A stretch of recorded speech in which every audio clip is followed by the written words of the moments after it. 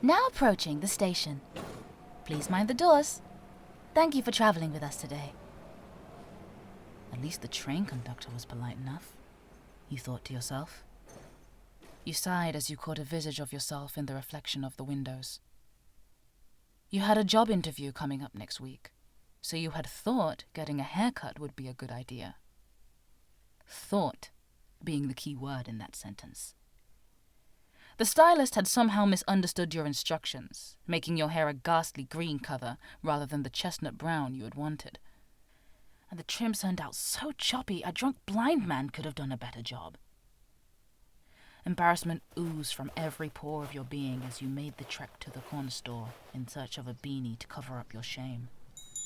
It didn't match the trench coat and ankle boots you were wearing, but you were heading home anyway, so it wouldn't matter all that much. You sat at the bus stop and checked your watch. Luckily, the next bus was scheduled for 5 minutes' time. Stretching your arms, you stretched and looked around. The road wasn't as busy as you were expecting. Actually, considering it was midday, the sparsity of the shopping center was peculiar. There were usually a lot more students heading to classes or getting lunch, but today it was mostly just elderly folk shopping for groceries. And a guy in a crop top.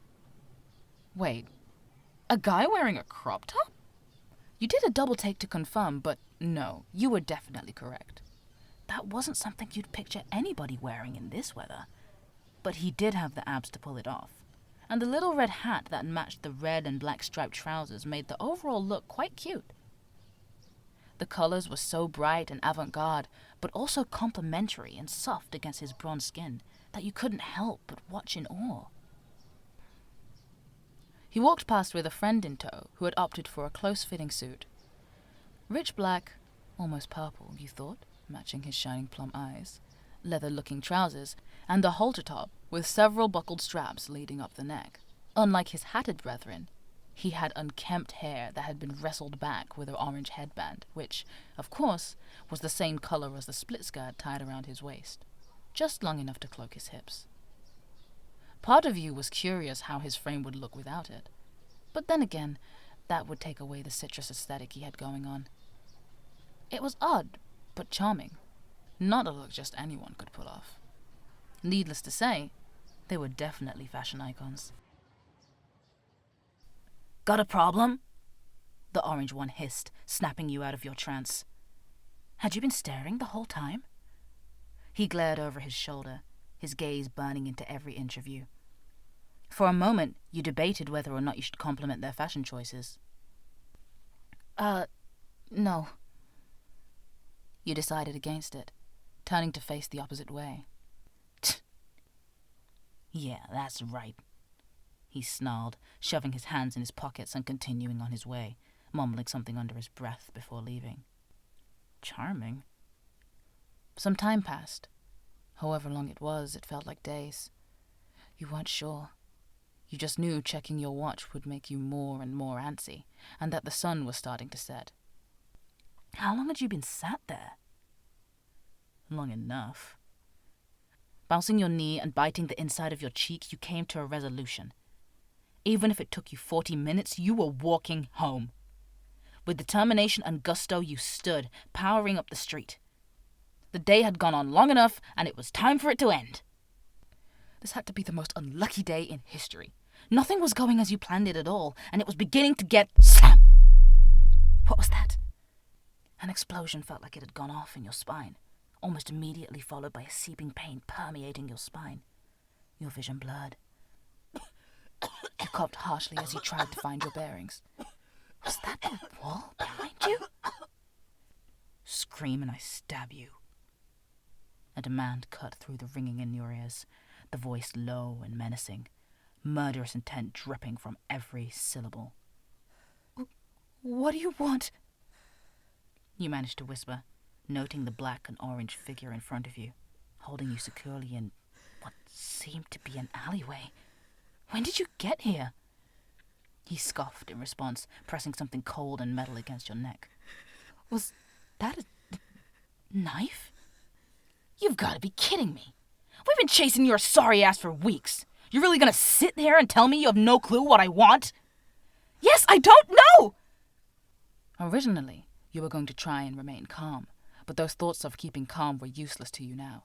You just wanted to get away from this psycho. Who even are you? There was a light pause as he chuckled. I'm about to cripple you if you don't answer me.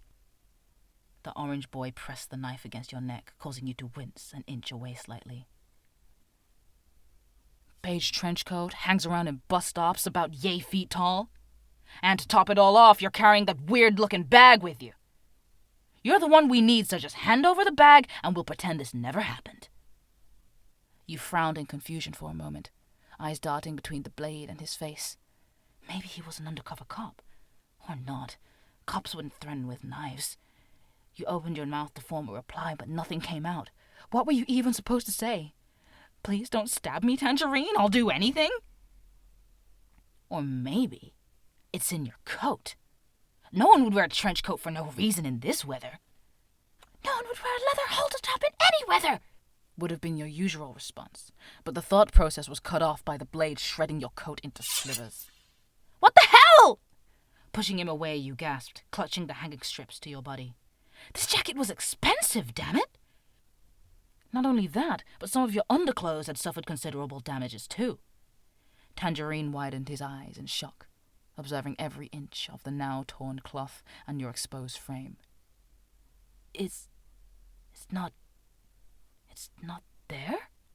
He blinked in confusion, cutting chunks of the jacket more and more, almost as if he didn't regard you as a human being. Where is it? Where is what, you weirdo? I only have my wallet! You yelled angrily in response. Is this how you greet strangers? But you... His shoulders became lax as he scratched his head. Whatever was going on, there was no logic or reason. Just as quickly as that thought crossed your mind, he regained his composure, attention set on prying you for information. Rapid's footsteps approached from the far side of the alley. Yo, Narancia, quit screwing around down there. Fugo has that guy cornered. Let's go in for support. Ah, shit. He muttered, backing away from you, slight regret showing in his eyes before taking off promptly, leaving you stood there. It was cold. So cold. Nothing was going right today.